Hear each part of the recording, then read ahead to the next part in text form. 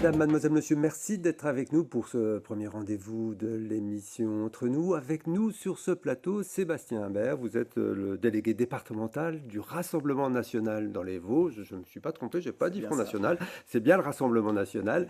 Vous avez tenu une conférence de presse la semaine dernière pour vous insurger contre les persécutions bancaires et judiciaires à l'encontre du Rassemblement national.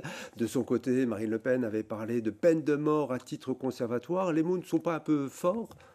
Non, je pense pas, puisque on l'a vu dès l'épisode de cet été, lorsque vous avez des juges d'instruction politisés, en l'occurrence d'extrême gauche, proches du syndicat de la magistrature, vous savez, le syndicat qui est à l'origine du mur des cons, eh ben, ils se sont permis de confisquer 2 millions d'euros, alors sans aucune condamnation d'un tribunal.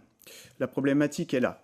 Alors, Euh, ils le font à titre conservatoire parce qu'ils savent que si ces 2 millions d'euros vont sur le compte du Rassemblement national, ces 2 millions vont servir à rembourser des dettes et que si il y a une amende qui est donnée, bah, il n'y aura plus d'argent au Rassemblement national. Oui, mais tant qu'il n'y a pas de condamnation d'un tribunal, ils n'ont pas à le faire. François Bayrou est visé pour la même chose. Au Parlement européen, on lui reproche la même chose et on lui a rien confisqué du tout de son côté. Finalement, en plus, cette dotation-là, qui est une dotation publique, elle est calculée sur le nombre de voix que nous avons réalisées aux élections législatives, donc on doit nous la verser.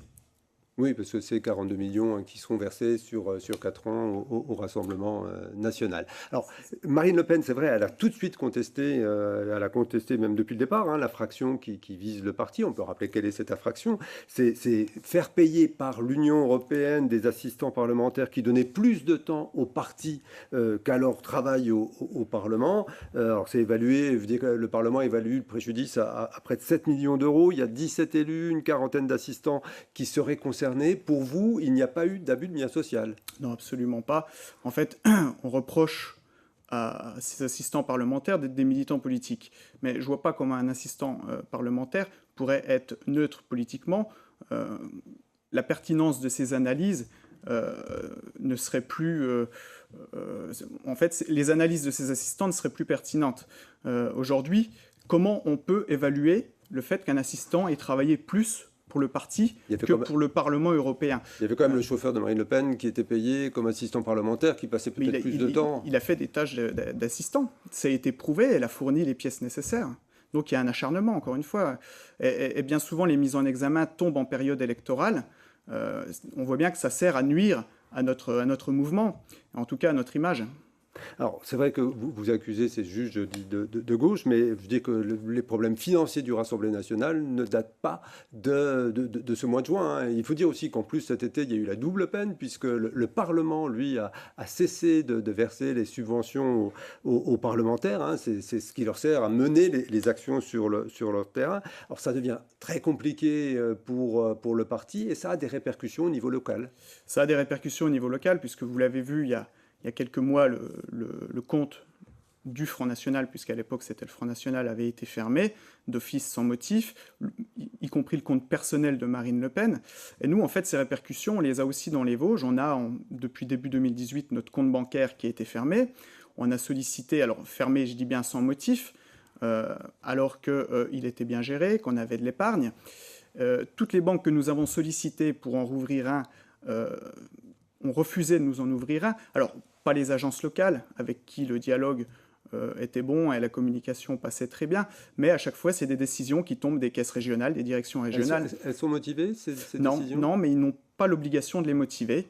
Malheureusement, on voit bien derrière que c'est des décisions politiques.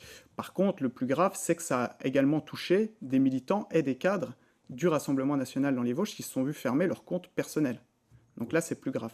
Donc c'est beaucoup plus grave. Et c'est vrai que ça n'arrange pas vraiment, hein, les affaires du Rassemblement national, qui avaient déjà du mal à se remettre, comme d'autres partis, hein, de la dernière séquence électorale, avec des présidentielles, on se souvient du débat du deuxième tour, et des législatives qui n'avaient pas eu le succès espéré pour vous. Vous perdez des adhérents en ce moment.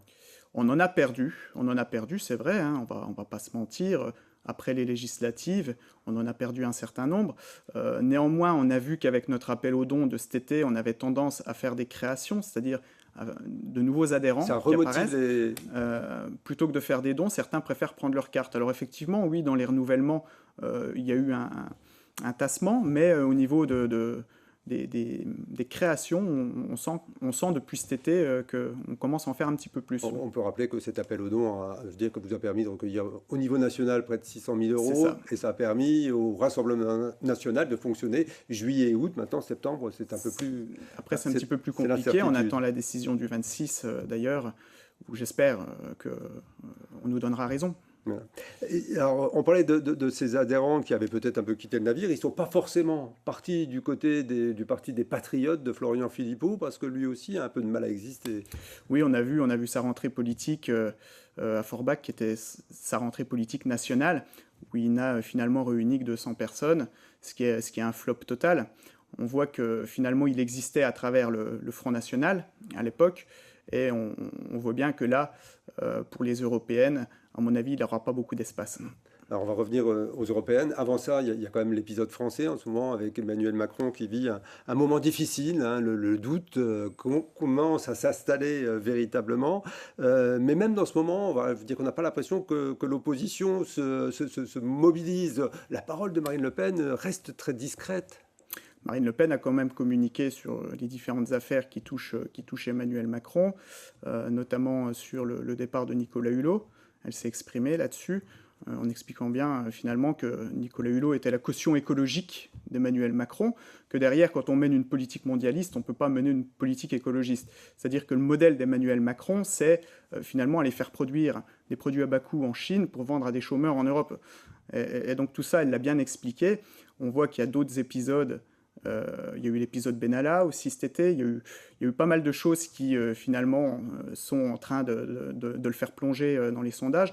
On voit sa rentrée, les chiffres qu'il a annoncés là pour sa rentrée, notamment les arbitrages financiers, c'est assez grave parce qu'il va faire 4,7 milliards d'économies sur le dos des classes populaires, sur le dos des jeunes, sur le dos des retraités, pour qui on ne va pas revaloriser suffisamment les retraites, 0,3%, alors qu'on a une inflation à 2,3%. Mais c'est vrai que les annonces sont là. Ça fait 500 euros de pouvoir d'achat en moins sur l'année pour un retraité à 1 300 euros mensuels. Avec des impôts locaux qui risquent de baisser aussi de l'autre côté. Donc voilà, mais c'est vrai qu'il n'y a pas d'augmentation, c'est un fait vraiment qui est très marquant. Ça va faire partie des thématiques dans le cadre des prochaines européennes. Ce sera un peu comme les Insoumis, ce sera tout sauf Macron, où il y aura de véritables propositions. Moi, je pense que les européennes, ça va surtout être un référendum pour ou contre l'immigration. On voit qu'Emmanuel Macron se pose